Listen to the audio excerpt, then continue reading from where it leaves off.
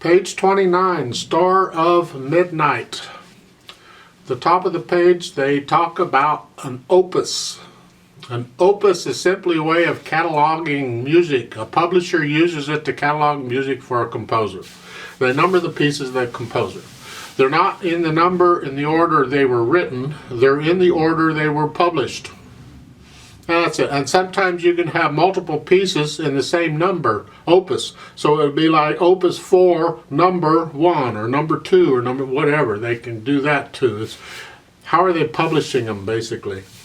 You can Google the word opus and read all about it. Just have a ball. But you're going to need, it's abbreviated OP. Look at this piece here. It's by Dvorak. Opus 54, number 1. Well, that tells you right there there's going to be at least a number 2. But it means Opus 54, it's the 54th number to be published. It's not the 54th piece, because the opus numbers prior to 54, they could have numbers, pieces in them too. So you could have a Opus 53, number 1, number 2, we don't know. I mean, you have to go look it up. The point is, Opus 54 is like, this is the 54th thing, set or something that this publisher has done, and that's how it's done. Now, prior to like Beethoven or so, they used other types of numbering systems. I won't get into it here, but just so you know what an opus means, or the OP when you see it. Opus 54, number 1. I'd like to talk about this piece just a bit. Let's start with the right hand. Watch this fingering, because you're stretching out a bit. So you have a C sharp. Now, this is in the key of A major. So go do my scale on A major. At least the beginner part, and if you've been through the scales already, then do the intermediate part. C sharp, reach down for the E, and then up, and the B sharp, and then again, second line. Now look out, because you got to reach up with the little finger for the F sharp. Well, let's just continue. I'll come back. Third line. Now the melody is the B sharp, not the E. We're just adding some harmony. If you can, play the B sharp louder than the E. If you can't, then don't worry about it. Just know that the B sharp is the melody. That's what they want to hear. Last line, second finger on the F sharp, the 8th note, because you got to reach up to an A. And then you got to reach down to the E. You can lift up, because of a difference in the phrase here, you can lift up and move. And they're saying a 1 on the F sharp. So hopefully, even if you have fat fingers, you can do the thumb on the F sharp, because the next note is still a black key. And then you can come out for the last note. It should work okay. As far as this phrasing goes, I don't agree with this.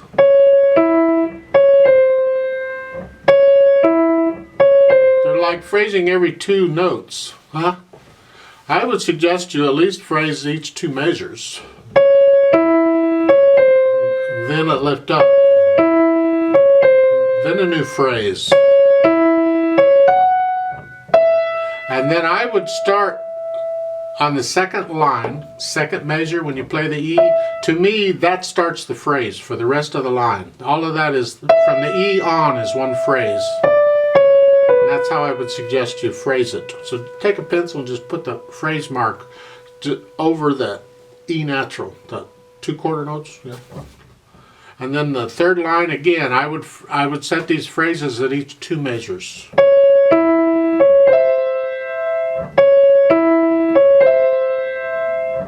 And the last line again, it's one phrase from the beginning of the line to the half note. And then you can lift up to a new phrase and end the piece. That's my suggestion. For the left hand, you have these primary chords. Really, it's here, here, here. To start, I mean, they're broken, but that it doesn't matter. It's still a chord. When you can look at this music and you recognize the chord. You're looking at the notes, like all the notes in the left hand in the first measure, all of them. Okay, you know that chord. It makes it so much easier to play. Then you get down to the second line, second measure. Now you're moving around a bit. So you hear.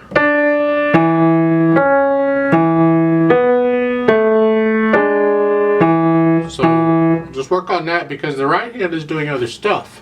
So now you're playing different keys and stuff's going on in the different hands. So it's like starting with the second measure of the second line here.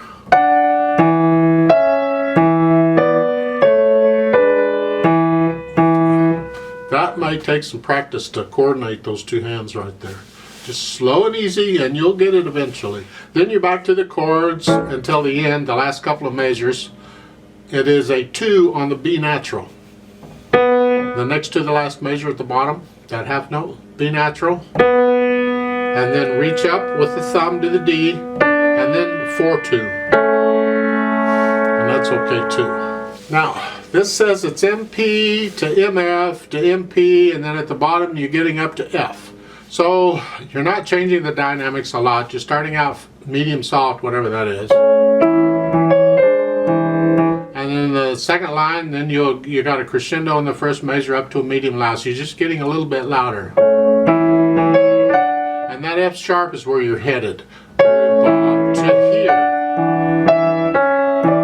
So, and then toward the end of the line, you come down.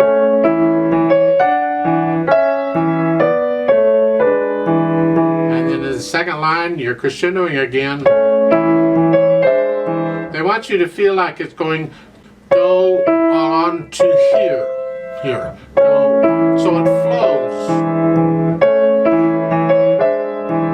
And then in the last line, you get to the climax of the piece, so you get loud on the half note A. Come back down. I don't have a lot to say with dynamics. To me, what they're giving you is sort of just a general guide, and you can adjust that as you go through it, because you're just not going to stay at that dynamic until you get a different one. You can go a little bit up and down. Just music flows, not just a bunch of notes. So it's here. That's where it is to here. Let's talk about this pedal. I'd like to suggest a few things on this pedal. Now they're keeping this pedal simple for you by just pretty much making it legato throughout. I want to challenge you a little bit. If you're struggling again, then forget it, what I'm about to say. Just do it the way they're telling you to do it. But if you're getting this pretty well, I'd like to change a couple of things. As much as I like to tell you to adjust it so you can hear the phrasing, I'm going to leave that out for right now. We'll get into that a little bit later. But still, there's some mushiness in here I'd like to take out. For instance, look at the second line on the third measure where you're here. The E's carried over from the measure before and you're playing this. That, I'd like to take. Ugh. So I'm suggesting, right after you play the first notes in that measure, lift the pedal up for the rest of the measure. And don't pedal the last two beats. And then you can put the pedal down after you play the notes in the next measure. To demonstrate that carefully, I'm going to do the last three measures of the second line. We're here.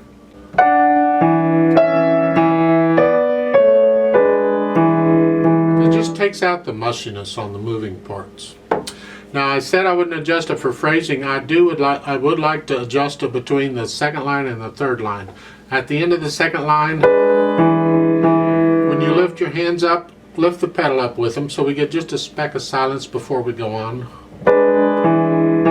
And then put the pedal down right after you play the notes in the third line. Now I could take out some mushiness in the last line, but I'm going to leave it alone for now. That's enough adjusting the pedal for now. Just go ahead and pedal the rest of it the way they're showing you.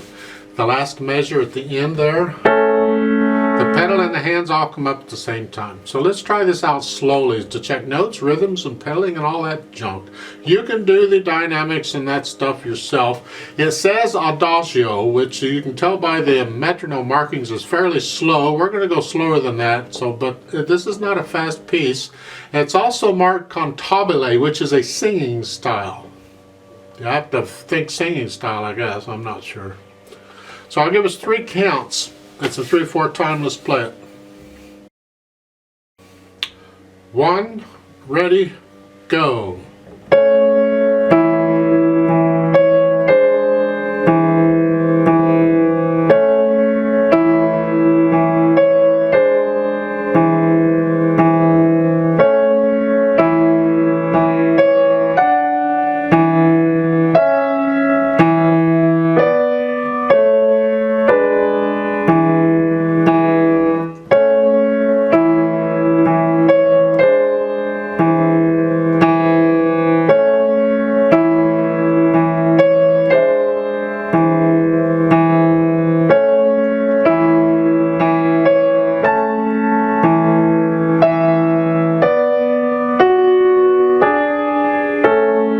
Two, three, off.